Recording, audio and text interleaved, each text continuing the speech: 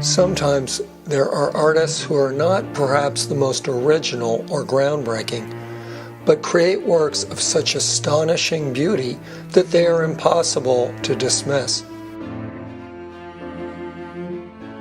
One such is the photographer Adolf Fassbender, who worked in the so-called Pictorialist style long after its heyday in the decades before World War I. Think of Pictorialism as almost like a photographic version of Impressionist painting. My friend of many years, the great Don Camera, told me about his album of Fassbender's work, which were done using the technique called Photogravure. Don, what is a photogravure? Gravure prints were really high-quality photographic reproduction printed in ink, so they can be mass-produced, or at least on a much grander scale.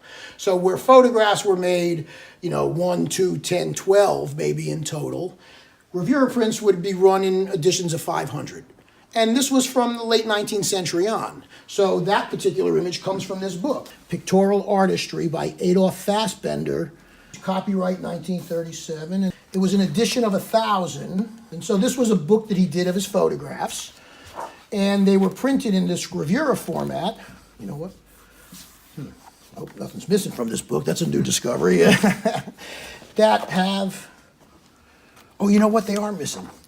I'm trying to sell these things individually, so I took a lot of them out. Oops. But here we go. Let me show you the ones that I didn't take out. To break up or not to break up a book like this? That is the question. Sold as an entire album, Pictorial Artistry has realized various auction prices over recent years. But Don explained that the 40 prints sold individually are likely much more valuable than the book as a whole. So he would make these images. These are kind of a lot of his greatest hits. And here he would tell you a little story about the picture.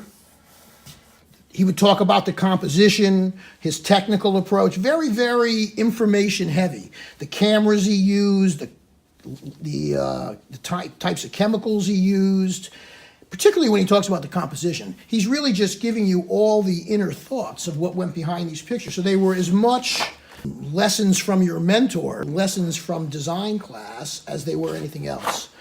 And some of the nicest ones I have already taken out and have them individually mounted as part of the photographs that I sell. That's why there were a bunch missing.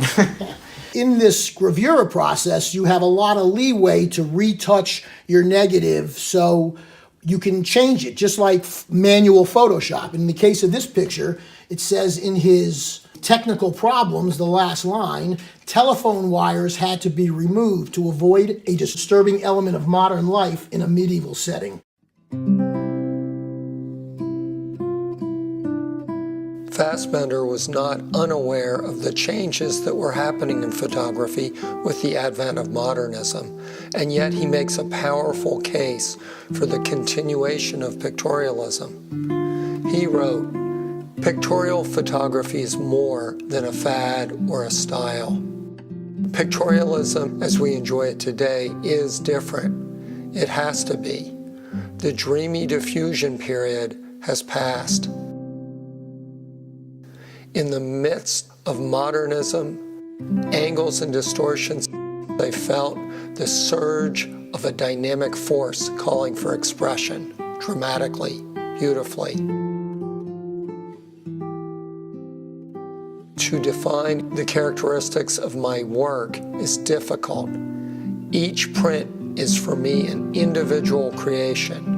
Its inspiration, conception, and artistic development having but one objective: the dramatization of the beautiful."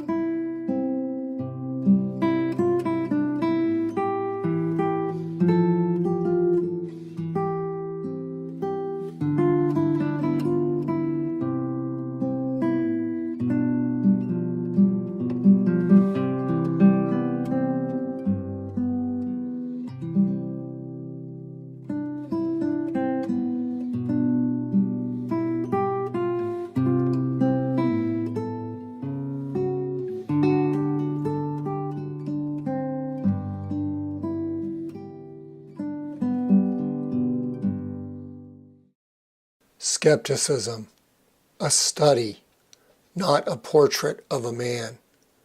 In skepticism, one can see a stern, experienced businessman who is listening distrustfully to the person addressing him.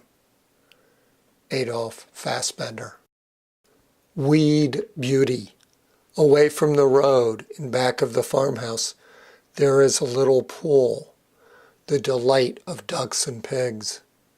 Here, near its muddy shore, thrives the beautiful white flower called a weed. Bathed in sunshine and reflections, and nourished by the richness of the soil beneath, one forgets its sinister surroundings and sees beauty where one does not expect it. The ice serpent, this striking and fantastic semblance, etched in the ice by the slanting beams of the late afternoon sun, lasted but a few minutes. How my imagination responded, and to think this all happened on a lake in Central Park, New York City. Goodbye. Goodbye, Father. Goodbye, brother. Come home soon.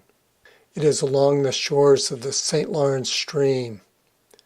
The little girl does not know where they are going. She is deep in thought. I posed her to convey the story of goodbye. Technical problems. Dozens of the relatives rushed to their aid to carry away the fish in baskets. There were too many people to make a picture, therefore posing had to be done. I told the two girls and the fisherman the story of goodbye, and with a little practice of rowing in and out, it worked. This particular image is Fassbender's most famous picture. This is an iconic image in photography. City, thy name be blessed. Coming home from Nova Scotia, I found this unusual opportunity for a truly symbolical portrayal. There were many nuns aboard ship returning to a convent in New Jersey. The heads of the nuns, bowed as in prayer, seemed to be blessed by the great slanting beams of sunlight. Composition, pyramid and radiation. The pose conveys a sense of reverence. Technical problems. The nuns, at first reluctant, consented to pose at the last minute. The sun rays were present, but not in the picture field, and had to be reintroduced via ground glass work. Mystery was added by printing in an irregular grain. Fassbender's nickname was Papa. He closed his studio and started teaching photography in the late 1920s, and by the time he retired in 1970, he had deeply affected over 18,000 students. He always remained true to the pictorialist aesthetic. He once wrote, "There is no solution in trying to eradicate pictorialism, for one would then have to destroy idealism, sentiment, and all sense of art and beauty. There will always be pictorialism."